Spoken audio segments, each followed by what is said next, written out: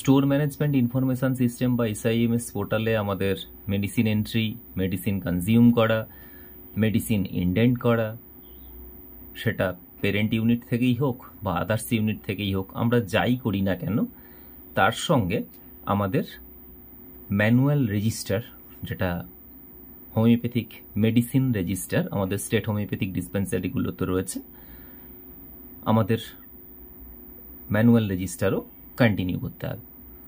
তো এখন আসছি যে এই স্টোর ইন ম্যানেজমেন্ট ইনফরমেশন সিস্টেমে আমরা তো এর আগে স্টক এন্ট্রি, কনজিউম এগুলো দেখেছি। তো এখন প্রশ্ন হচ্ছে যে আমরা কিভাবে স্টক এন্ট্রি করব ম্যানুয়াল। তো আমরা এর আগে ম্যানুয়াল এরকম একটা রেজিস্টার খাতা বানিয়েছি, রেজিস্টার আমাদের অবশ্যই ছিল। তো যেখানে আমরা দেখতে পাচ্ছি যে আমাদের একটা ঔষধের একটা রেজিস্টার খাতার প্রথমেই আমরা একটা ঔষধের নাম লিখেছি, যেটা হচ্ছে আর্নিকা মন্টেনা। তো এই আর্নিকা মন্টেনার আমরা পোটেন্সি দেখতে পাচ্ছি 200 লেখা আছে। তো এই আর্নিকা মন্টেনা ওষুধ 200-এর রেজিস্টার খাতাটা আমরা কিভাবে মেনটেন করেছি সেটাও আমাদের দেখতে হবে। তো এই ঔষধটা যখনই আমরা রেজিস্টার মেনশন করছি, প্রথমেই রেখেছি ডেট, তারপর আছে আমাদের ভাউচার নাম্বার, অর্থাৎ এই ভাউচার নাম্বার যেটা, এই ভাউচার নাম্বারটা হচ্ছে আমরা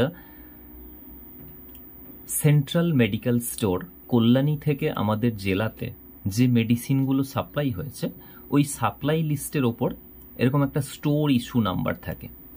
যেমন আমি 144/HD/CMS স্পেস 1/03 এরকম একটা স্টোর ইস্যু নাম্বার লিখেছি, যেটা ভাউচার নাম্বারের কলামে।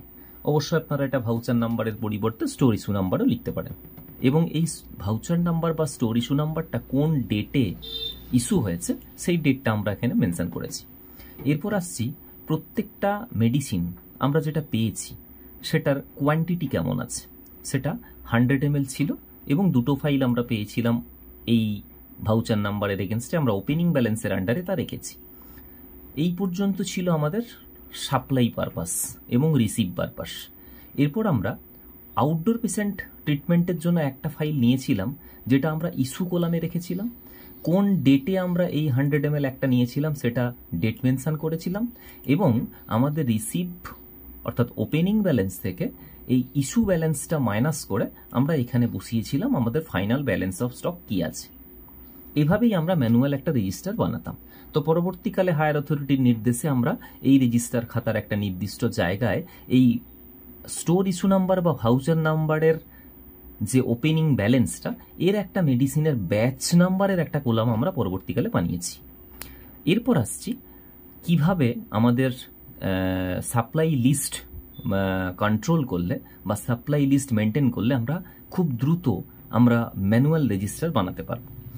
আমরা যদি আমাদের এইরকম একটা সাপ্লাই লিস্ট প্রত্যেক জেলাতে আমরা পেয়েছি, তবে প্রত্যেকটা জেলার স্টোর ইস্যু নাম্বার অবশ্যই আলাদা, স্টোর ইস্যু ডেট আলাদা, কতগুলো ইউনিট জেলাতে মেডিসিন পাচ্ছে সব কিছুই আলাদা।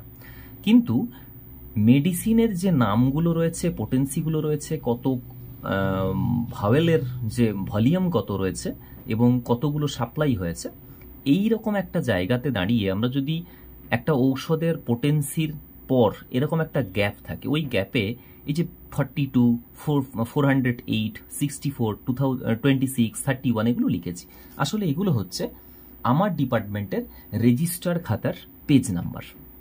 এরকম একটা লিস্ট আমরা যদি পেজ নাম্বার পরপর বসিয়ে নিতে পারি, তাহলে আমরা দেখতে পাচ্ছি যে আমরা যদি আরসায়োড মেডিসিনটা আমার খাতাতে এন্ট্রি করতে যাই, তাহলে আমার খাতার 56 পেজে আরসায়োড আছে। ইজিলি এই লিস্টটা ধরে আমি 56 পেজে গিয়ে এই ইস্যু নাম্বার, আমরা যেমন রেজিস্টার খাতায় বসিয়েছি ইস্যু নাম্বারের জায়গায় ইস্যু নাম্বার, ইস্যু ডেটের জায়গায় ইস্যু ডেট, ওপেনিং ব্যালেন্সের জায়গায় ওপেনিং ব্যালেন্স, তো আমরা রিটার্ন আসছি।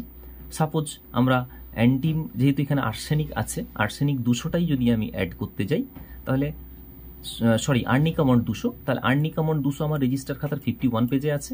100 ml এর দুটো ফাইল আমরা পেয়েছি। তো এখানে আমরা লিখব, এখানে পেজ ডেটটা লিখবো 8/9/2025, 576 HD CMS 1/03 100 ml × 2 ফাইল।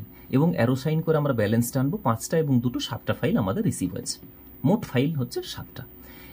এছাড়া আমরা যদি হার্ড কপি মেনটেন করার সঙ্গে সঙ্গে ম্যানুয়ালি আমরা যদি আমাদের রেজিস্টার এভাবে মেনটেন করি, তার সঙ্গে এরকম একটা যদি লিস্ট, আপনারা দেখতে পাচ্ছেন একটা লিস্ট আমাদের এখানে অলরেডি আছে, এই লিস্টটা আমরা আগে অলরেডি প্রোভাইড করেছি আমাদের যে ফার্মাসিস্টদের কাছে।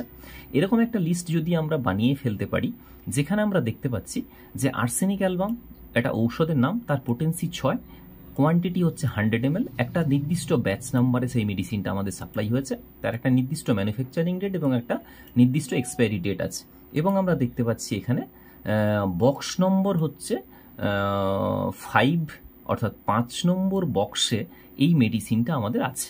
তাহলে এরকম একটা লিস্ট বানিয়ে নিয়ে এর পাশেই যদি এই রিমার্কস কলামের জায়গাতে যদি আমরা এই মেডিসিনের পেজ নাম্বারগুলো লিখে নিতে পারি, টাইপ করে বানিয়ে ফেলতে পারি, এই রিমার্কস কলাম বা page number register book, page number of register book বলে একটা কলাম করে যদি এই পেজ নাম্বারগুলো বানিয়ে ফেলতে পারি, তাহলে আমরা রেজিস্টার খাতাতে কোন পেজে আছে মেডিসিনটা যেমন সহজে খুঁজে পাবো, ঠিক তেমনই এই টেবিলে এই লিস্টটাও রাখলে তাহলে আমরা দেখতে পাবো 5 নম্বর বক্সে আর্সেনিক অ্যালবাম আছে, 8 নম্বর বক্সে অ্যান্টিমার্স আছে এবং রেজিস্টার খাতার কোন পেজে আছে। এরকম একটা লিস্ট আমরা যদি টেবিলে বানিয়ে রাখতে পারি, আমাদের যেমন আউটডোর পেশেন্ট পরিষেবা দিতে অনেক সুবিধে হবে, ঠিক তেমনই আমাদের ম্যানুয়াল রেজিস্টার্ড বুক, হোমিওপ্যাথিক মেডিসিন রেজিস্টার্ড বুক কন্টিনিউ করতে আমাদের সাহায্য হবে এবং সেই সঙ্গে আমাদের দ্রুত পরিষেবা দিতে সাহায্য হবে।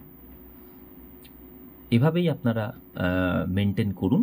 এবং সবথেকে বড় কথা, আমাদের স্টোর ম্যানেজমেন্ট ইনফরমেশন সিস্টেম যেমন অনলাইন মেনটেন করতে হবে, তেমন অফলাইন ম্যানুয়াল হোমিওপ্যাথিক মেডিসিন রেজিস্টারও মেনটেন করতে হবে।